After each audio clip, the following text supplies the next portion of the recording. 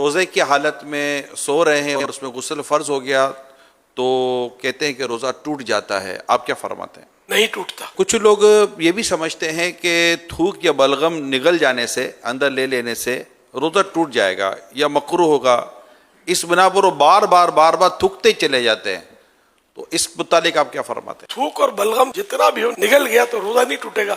البتہ طبعی کراہت کی صورتیں بھی اس میں ہوتی ہیں، یا یہ کہ زیادہ تھوک منہ میں جمع کر کے نگلا تو یہ بھی ناپسندیدہ ہے. البتہ روزہ نہیں ٹوٹتا اس سے. یہ ارشاد فرمائی کہ یہ کہتے کہ رات میں اگر غسل فرض ہو جائے تو اب روزہ شروع ہونے کے بعد کلی یا ناک میں پانی افطار کے وقت اب ہی مطلب ڈالیں گے، اس سے پہلے نہیں ڈالیں گے. غسل تو کرنا ہے، چاہے وہ روزہ شروع ہو گیا ہے تو اس میں یہ کہ غرغرہ نہ کرے، مگر یہ کہ ہلکی جڑ تک احتیاط سے پانی تو پہنچانا ہوگا اس کو ہر جگہ پر. اور ناک میں بھی پانی تھوڑی احتیاط سے چڑھانا ہے کہ دماغ میں نہ چڑھ جائے. اگر دماغ میں پانی چڑھ گیا تو روزہ ٹوٹ جاتا ہے، جبکہ روزہ یاد ہو. اور یہ وضو میں بھی احتیاطیں کرنی ہے. کیا الٹی آنے سے روزہ ٹوٹ جاتا ہے، وامٹنگ؟ الٹی خود بخود کتنی ہی آئے، چاہے بالٹی بھر جائے، روزہ نہیں ٹوٹتا. البتہ خود جان بوجھ کر مثلا انگلی وغیرہ منہ میں ڈال کر الٹی کی اور وہ منہ بھر ہو تو روزہ ٹوٹ جاتا ہے، جبکہ روزہ دار ہونا یاد ہو. اچھا، منہ بھر کے معنی یہ ہوتے ہیں کہ جیسے اس کو تکلف کے بغیر روک نہ سکے. یوں کر کے روکا تو یہ تکلف ہو نا، اور رک گئی، ورنہ یہ پھاٹک کھلا رہتا تو در کر کے جا رہی تھی. تو اس صورت میں بھی روزہ توڑنے والی ہی یہ قید ہے. کہتے ہیں کہ حالت روزہ میں مسواک نہیں کرنی چاہیے، آپ کیا فرماتے ہیں؟ غلط فہمی ہے. جس طرح روزے کے علاوہ مسواک سنت ہے، اسی طرح روزے میں بھی سنت ہے. کوئی اس میں احتیاط ہے؟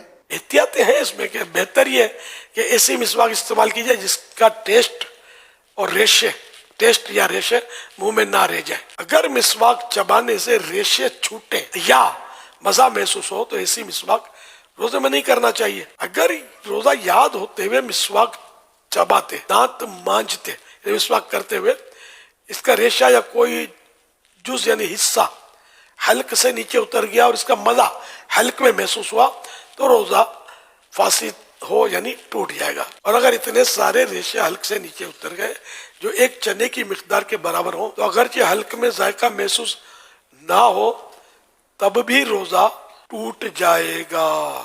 یہ بھی یہ بات آئی ہے کہ جب تک اذان ہوتی رہے سحری اور کھانا پینا جاری رکھا جا سکتا ہے. روزے سے اذان کا تعلق نہیں ہے. افطار بھی، اب جہاں مسجدیں نہیں ہیں، آواز ہی نہیں آتی اذانوں کی تو کیا کریں گے؟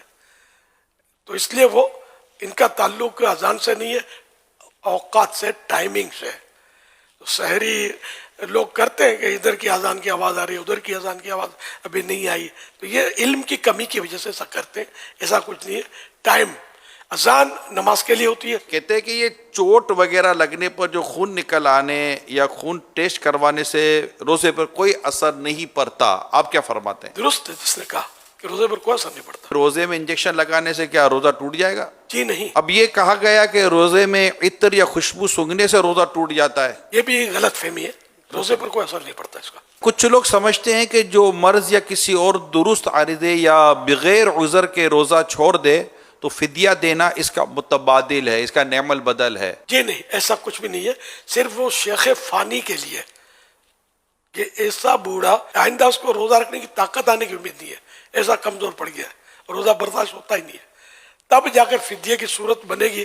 اس میں بھی یہ دیکھنا ہوگا کہ اگر یہ گرمیوں میں نہیں رکھ پا رہا، یہ سردیوں میں رکھ لے گا تو رمضان شریف اگر گرمی میں تو سردی میں قضا کر دے، فدیہ اب بھی نہیں ہے. اچھا، اب بھی یعنی کہ دونوں سیزن میں اس کی کیفیت ہے کہ نہیں کر سکے گا یہ روزہ رکھ، اور اس نے فدیہ بھی ادا کر دیا. ایک روزے کا فدیہ ہوتا ہے ایک صدقہ فطر کی مقدار.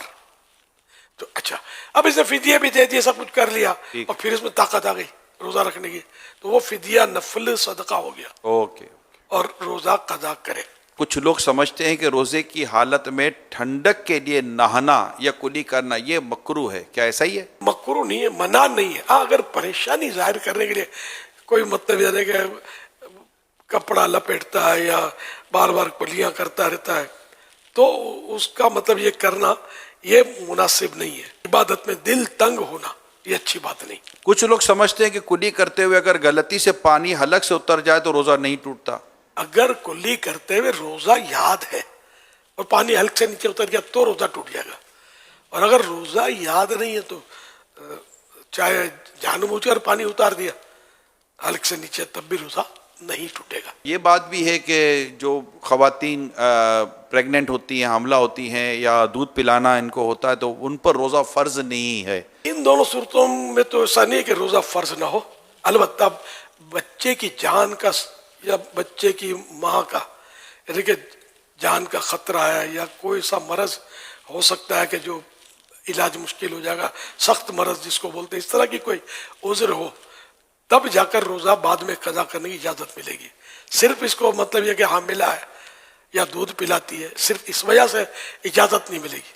دودھ میں بھی یہی ہے کہ مطلب اگر وہ دودھ پلائے گی تو وہی جانوں کے خطرے ہیں، اتنی کمزور پڑ جائے گی کہ دم توڑ دے گی، یا بچے کو دودھ نہیں پلائے گی بچہ فوت ہو جائے گا، تب جا کر روزہ چھوڑنے کی اجازت ہے، اور بعد میں قضا پھر بھی فرض ہے۔ اگر خون کی کمی ہے تو ویکنیس ہے، اس کی وجہ سے ویکنیس ہے، تب کیا روزے میں کوئی رعایت ہے؟ اس طرح کے جو بھی امراض ہیں تو اس میں یا تو اپنا تجربہ ہے کہ مرض بڑھ جاتا ہے، یا یہ کہ جان کے لالے پڑ جاتے ہیں، خطرہ کہ جان چلی جائے گی یا عقل چلی جائے گی وغیرہ، ایک تو اپنا تجربہ ہے تو روزہ قضا کرنے کی اجازت ملے گی، یا کوئی خوف خدا والا ڈاکٹر، بعض ڈاکٹر بات میں کہتے ہیں روزہ مت رکھو، لیکن کوئی خوف خدا والا، اللہ اور رسول کی باتوں کو سمجھنے والا، ڈرنے والا، وہ اگر مشورہ دیتا ہے تو پھر اس کے مشورے پر وہ روزہ نہ رکھے اور بعد میں قضا کر لے۔